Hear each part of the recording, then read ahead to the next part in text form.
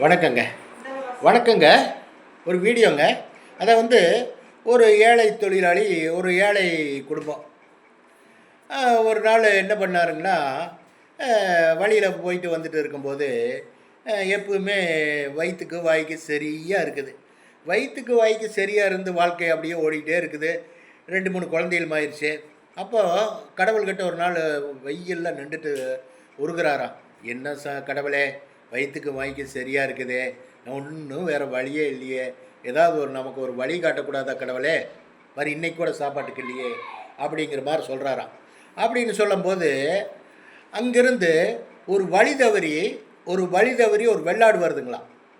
ஒரு வெள்ளாடு 2 குட்டியோடு வருதான். 2 குட்டியோடு வரும்போது ஒருத்தருமே இல்லை. அந்த கொஞ்சம் தூரம் வந்ததுக்கப்புறம் திரும்பி பார்க்குறாரு, இவர் பின்னாடியே வருதான். வரும்போது அவர் என்ன பண்ணுறாரு, ஐயையோ வெயில் வேறு மயக்கமாக இருக்குது அந்த ஆட்டுக்கு. அப்புறம் கையில் பிடிச்சிட்டு வர்றாரு. கையில் பிடிச்சிட்டு வந்து வீட்டில் கட்டி வச்சு கொஞ்சம் குண்டாவில் தண்ணியெல்லாம் வச்சு இது பண்ணுறாரு. இது பண்ணும்போது பக்கத்து ஊரில் எல்லாம் போய் விசாரிக்கிறாரு. வெள்ளாடை ஒன்று குட்டியோடு வந்துருக்குதுங்க, ஆராய்ச்சி இதுங்களா, உங்களுக்கு ஆராய்ச்சிக்கு உங்களுக்கு ஆடு தொலைஞ்சிருச்சு, ஆடு எல்லா பக்கம் விசாரிக்கிறார்.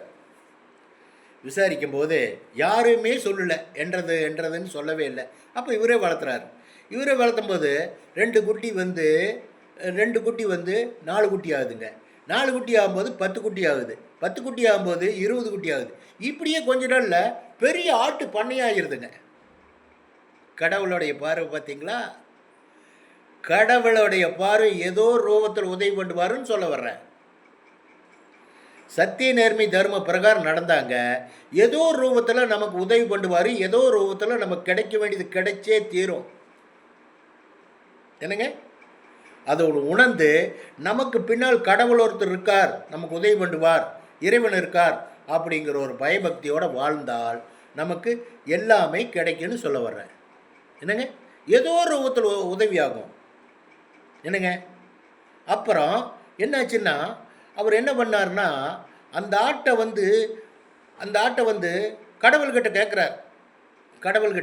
கடவுளே, இது யாருதுன்னே தெரியல, நான் ஏதோ பச்சை புல்லும் கிச்சை புல்லும் போட்டேன், அதை அது குட்டி போடுச்சு, இது குட்டி போடுச்சு, இது குட்டி போச்சு, அது குட்டி போடுச்சு, இவ்வளோ பெரிய போச்சு, நான் எந்த உரிமையில் வச்சு இந்த ஆட்டை நான் விற்கிறது, காசு பண்ணுறது அப்படின்னு கடவுள்கிட்ட கேட்கும்போது என்ன, அங்கே ஒரு பூசாரி வந்து கடவுள் ரோகத்தில் சொல்கிறாரு, பாருப்பா, நீ ஆட்டை வளர்த்துன, இது பண்ண, எல்லாம் பண்ண, செஞ்ச, ரைட்டு, நீ வந்து அந்த முதல் ஆட்டினுடைய அதைய விற்று அதனுடைய காசை தானம் தரும் பண்ணிடு, எல்லாத்துக்கும் தானம் தரும் பண்ணிடு, அந்த காசை நீ யூஸ் பண்ண, மற்ற ஆடுகள்லாம் விற்று நீ உன்னுடைய குடும்பத்தை பார்த்துக்க, இந்த கொஞ்சம் தானம் தரும் பண்ணு அப்படின்னு சொல்லும்போது, அப்படியே அவர் செய்யும்போது அவர் பெரிய ஆளாயிரு. தானம் தர்மம் செஞ்சுட்டே இருக்காராம். குடும்பத்துக்கு மீறினதை எதையுமே வச்சுக்கிறது இல்லாமல் வாழ்ந்துட்டு இருக்கார். என்னங்க, கடவுள் பார்த்தீங்களா, ஏதோ ரூபத்தில் உதவி பண்ணுவாருன்னு சொல்ல வர்றேன். வச்சுட்டுங்களா, பாய்.